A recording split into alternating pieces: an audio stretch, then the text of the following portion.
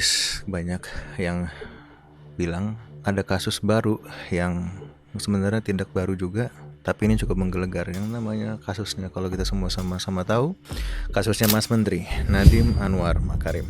Semua pasti tahu lah, siapa yang nggak tahu dia di Indonesia ini. Dia adalah pendiri startup bernama Gojek, menteri muda yang dikenal dengan cukup penuh banyak terobosan, wajah yang dinarasikan cukup baru, dan sempat memberikan kita harapan terhadap perkembangan industri teknologi di Indonesia. Terus sekarang dia lagi pesakitan. Oke, tapi nama yang dulu identik dengan inovasi justru ramai diperbincangkan karena kasus dugaan korupsi pengadaan laptop Chromebook. Sekarang saya ingin ngajak kalian untuk menyelami cerita lengkapnya dari awal ide, perjalanan, hingga akhirnya menyeret nama-nama besar ke meja hukum. Tahun 2019, Nadiem diangkat sebagai Menteri Pendidikan dan Kebudayaan. Kemudian kementeriannya melebur jadi Kemendikbudristek. Visinya bagus, digitalisasi, terutama di daerah, laptop murah yang tempo hari berbasisnya Chrome operating system dianggap solusi cepat. Ide ini sejalan dengan konsep Google for Education yang pada waktu itu memang tengah digadang sebagai solusi pembelajaran daring. Pada masa pandemi, kebutuhan akan perangkat belajar semakin besar. Inilah yang membuat proyek laptop Chromebook jadi prioritas. 2019 ke 2020 muncul gagasan digitalisasi dengan Chromebook. Pada Mei 2020, ada rapat teknis yang disebut rapat senyap. Disinilah spesifikasi perangkat diduga dikunci menggunakan Chrome OS. Pertemuan ini juga melibatkan pihak Google Indonesia.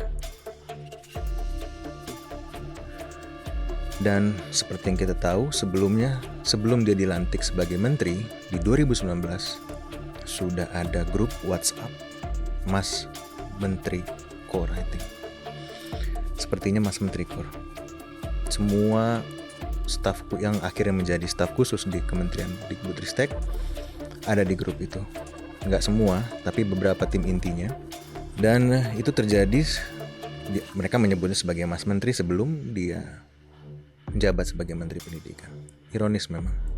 Lalu realisasinya di 2022 sampai 2024. Total anggaran proyek laptop dan perangkat TIK mencapai 9,9 triliun rupiah.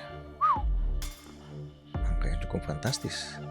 Namun ya, pada praktiknya laporan BPK, yaitu Badan Pemeriksa Keuangan, kemudian menemukan adanya dugaan penyimpangan dan kerugian negara sekitar 1,98 triliun.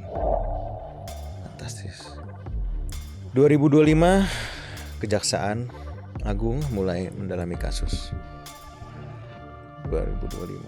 Lalu pada bulan Mei tahun 2025 status perkara naik ke penyidikan. Bulan Juni ke Juli banyak saksi dipanggil, termasuk mantan staf khusus atau yang kita sebut sebagai tim khusus dan pejabat di Kemendikbudristek. Pada 4 September 2025, Nadiem ditetapkan sebagai tersangka dan ditahan di Rutan Salemba. Sudah lebih dari 120 orang saksi diperiksa, termasuk pejabat kementerian, staf khusus hingga konsultan. Lampiran 10 Permendikbud nomor 5 tahun 2021 diambil sebagai dokumen pendukung. Lalu singkat cerita, ditemukan kerugian negara, jaksa memperkirakan nilainya hampir 2 triliun. Lalu ditunjuklah Hotman Paris sebagai kuasa hukum Nadiem. Dan ini sangat penting. Beliau menegaskan kalau tidak ada 1 rupiah pun uang proyek yang masuk ke rekening pribadi Nadiem. Pengacaranya juga menyebut investasi Google ke Gojek sudah jauh sebelum Nadiem menjabat menteri. Jadi tidak relevan dikaitkan dengan proyek Chromebook. Ini menurut keterangan beliau. Nadiem sendiri dikabarkan sudah menjual saham Goto yang dimilikinya sehingga tidak punya kepentingan langsung di perusahaan itu. Tim kuasa hukum menekankan bahwa kebijakan digitalisasi bukan semata keputusan individu tapi kolektif kementerian. Ini menurut keterangannya. Lalu muncul juga isu tempo hari, kalau kita ingat, pada saat Nadiem Anwar Makarim menjadi menteri, ada investasi besar dari Telkomsel dan Google ke Gotoh. Namun faktanya Google sudah masuk ke Gojek sebelum 2019, sedangkan Telkomsel masuk pada 2020 sampai 2021 melalui skema investasi korporasi. Kasus ini menunjukkan betapa tipisnya garis antara inovasi kebijakan dan potensi penyalahgunaan wewenang. Kita bisa lihat niat awalnya mungkin baik, digitalisasi pendidikan, tapi ketika prosesnya nggak transparan, ini yang kacau. Dan perlu dicatat di sini kalau kemungkinan ada dokumen yang mensyaratkan sebagai founder. Biasanya para investor itu supaya yakin uangnya aman, mereka akan melock Nadiem, CEO-nya tempo hari, atau orang yang berwenang atau foundernya, untuk supaya tidak pergi dari jabatan tersebut. Tetapi biasanya ada klausul di mana kalau misalnya dipanggil oleh negara atau something, atau dipanggil oleh institusi negara, which is kementerian biasanya, dia boleh meninggalkan perusahaan tersebut. Let's say pada saat itu adalah Gojek. Dan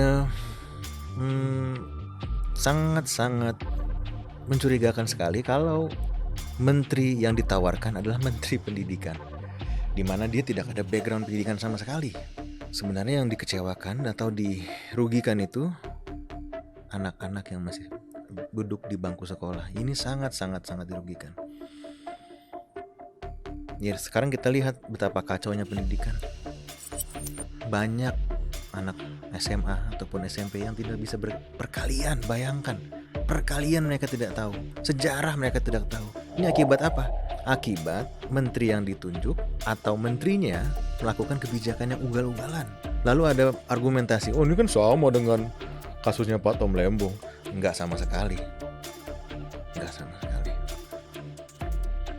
Dan ini kasus ini akan sangat menarik kita ikutin ke depannya bagaimana, dan ada baiknya kita percayakan saja kepada penyidik, ya, dalam hal ini kejaksaan. Dan saya dengar juga katanya KPK juga mau memeriksa Nadiem, atau bahkan sudah memeriksa Nadiem, dan kita lihat saja. Tapi ingat, jangan push pemerintah atau eksekutif, karena ini ada beberapa orang yang atau oknum yang mempush pemerintah untuk mengintervensi kasus Nadiem. Bahkan ada yang bilang kalau kita bisa mempresentasikannya di depan Pak Presiden atau Pak Prabowo Subianto, ini nggak fair. Jalanin dulu prosesnya. Ya kecuali kalian ada yang ditutup-tutupin ya. Tapi ini sebaiknya dijalanin dulu. Akan sangat menarik bagaimana ini terbuka. Akan sangat menarik bagaimana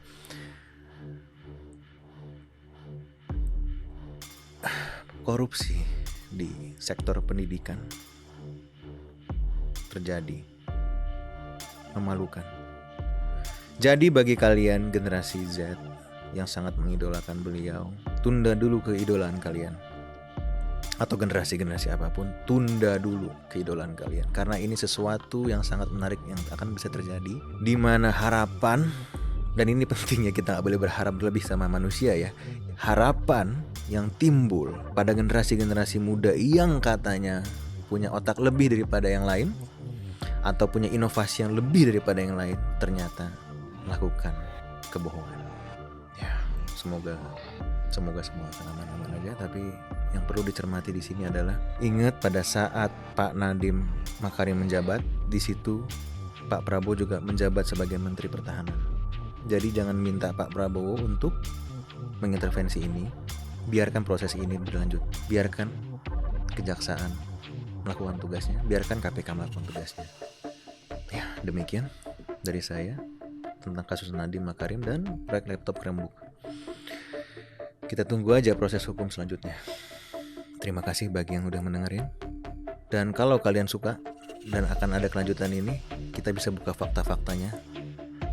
Silahkan komen. Dan sampai jumpa di episode selanjutnya.